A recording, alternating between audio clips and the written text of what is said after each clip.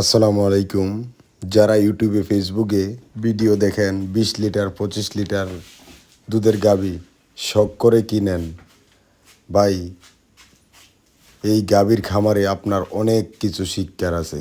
দেখেন আমার এই গাভীটা উলান ফুলে গেছে, হয়তো ডাক্তাররা বলে মেস্টাডিস।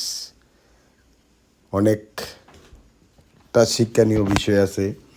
দেখেন উলানটা কয়দিন ধরে ফুলে আপনার দুধ আসে না, দুধ দোয়াইতে পারি না, বাছুরকে দুধ দেয় না।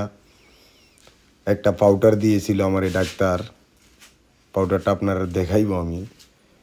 ওইটার উপর বৃত্তি করে ডাক্তার ভাবছিল ওই পাউডারটা খাওয়ালেই ভালো হবে।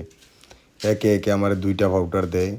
দেখেন কি অবস্থা, মেস্টাইডিসে উলান ফুইলা কলা গাছ হয়ে রয়েছে, দুধ আসে না, গায়ের উলানের মধ্যে হাত ধোয়া যায় না, এমন অবস্থা।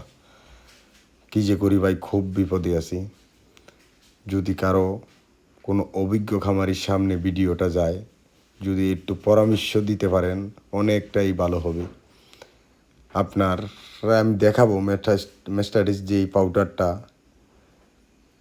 দেখেন দুধ আসে না, কিন্তু গাভীর হাত ধোয়া যায় না। আমার ওই গাভীটা এত একটা শান্তশিষ্ট, দুধ যাই দেখ আল্লাহর কাছে আলহামদুলিল্লাহ। এই যে মেস্টাডিস পাউডারটা, এটা নাকি স্কোয়ার কোম্পানির, এটার দাম প্রায় 300+।